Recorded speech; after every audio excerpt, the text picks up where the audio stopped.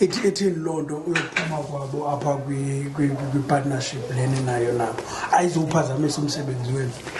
Yona ibuhlungu ke kuba ke ibingabantu besisebenza nabo kakuhle kakhulu ngokweminyaka, kodwa ke I think ile nto bebesifundisa yona kule minyaka esixhenxe besisebenza nabo ibeka kwindawo yokubana ngoku siredi ubana singayithatha over laa ndawo bebeyenza, kangangokubana imali yomsebenzi yalo nyaka sesifumene noko iziyinge ezintle kakhulu zezigidi zeerandi for ezi hectares sifuna ukuzenza, nee-hectares esabe sizilima siyazifumana because besifuna kuyo yonke indawo esawulima kuyo at least at minimum noba ngu-5,000 hectares esizabe siyamenza.